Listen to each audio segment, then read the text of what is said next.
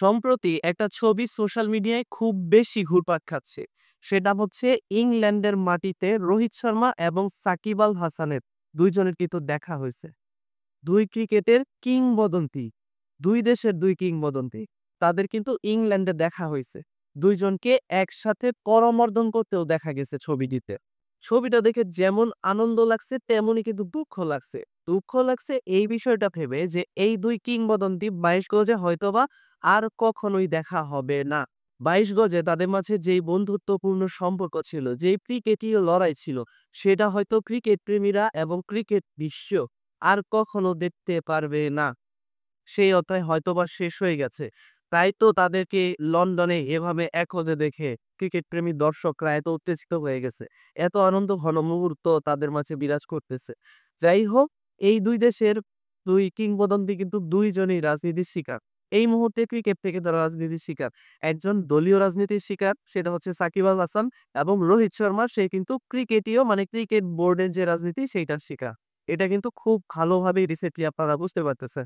সাকিব আল হাসানকে আপনারা দেখেন যে সাকিব আল হাসান ২০২৪ সালে আসলে বাংলাদেশে রাজনীতি করতে গিয়ে তারপর কিছুদিন পরেই সেই রাজনৈতিক দলটার পতন হয়ে যাওয়াতে সে এখন দেশের বাইরে। শত চেষ্টা করেও আ কোনোভাবেই আসলে সাকিব আল হাসান দেশে আসতে পারতেছে না বা ক্রিকেটের সাথে যুক্ত হতে পারছে না কিছু মানুষের জন্য।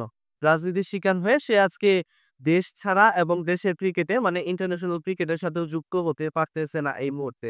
আর রোহিত শর্মার ব্যাপারটা দেখেন, টি-টোয়েন্টি ওয়ার্ল্ড কাপ ২০২৪ সালে জেতার পর সে বিরাট কোহলির সাথে একসাথে টি-টোয়েন্টি থেকে অবসর নিল। তার কিছুদিন পরেই আসলে টেস্ট থেকে অবসর নিয়ে নিল। তারপর আবার এই মুহূর্তে শুনতেছি ২০২৭ এর যে ক্রিকেট ওয়ার্ল্ড কাপ সেটাও আ সে খেলবে কিনা বা বিরাট কোহলিও খেলবে কিনা সেটা নিয়ে একটা আলোচনা কিন্তু চলছে। বিভিন্ন ধরনের মতবিরোধ আছে।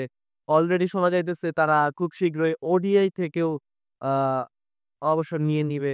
সো ২০২৭ সালে যদি বিশ্বকাপে রোহিত শর্মাকে আর দেখতে না পারি, তাহলে মোটামুটি এখনই ধরে নিতে হবে রোহিত শর্মা আর ওডিআই ক্রিকেটের সাথে থাকতেছে না। এর মধ্যে আবার আরেকটা গুঞ্জন উঠছে যে ওডিআই এর যে ক্যাপ্টেন রোহিত শর্মা তাকে কিন্তু চেঞ্জ করা হবে খুব শীঘ্রই। শুভমান গিলকে হয়তোবা ওডিআই ক্যাপ্টেন দেওয়া হতে পারে।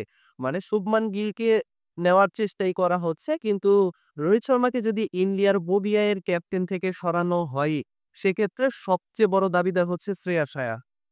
এটার সাথে কারা একমত তা অবশ্যই কমেন্ট বক্সে জানাবেন। যাই হোক, কথা বলছিলাম সাকিব আল হাসান আর রোহিত শর্মাকে নিয়ে। তাদের আসলে ২২ গজে আমরা কখনো দেখতে পারতেছি না। ২ দেশের ২ কিংবদন্তি এটা আপনাদের মানতেই হবে। সাকিব আল হাসান নিঃসন্দেহে বাংলাদেশের ক্রিকেট ইতিহাসে এবং বাংলাদেশের সবথেকে বড় সুপারস্টার। বাংলাদেশ ক্রিকেটের সর্বকালের সর্বশ্রেষ্ঠ player. One of the best allrounder in cricket history. এটাও মনে রাখতে হবে আপনাদের। সাকিব আল হাসান অন্যতম সেরা অলরাউন্ডার ক্রিকেট বিশ্বে। এটা অবশ্যই মানতে হবে, সবার মানতে হবে। অরিজিনাল ক্রিকেট প্রেমী যারা তারা অবশ্যই এই কথাটা মানবে। আর রোহিত শর্মা, এই হিটম্যানের কথা কি বলবো?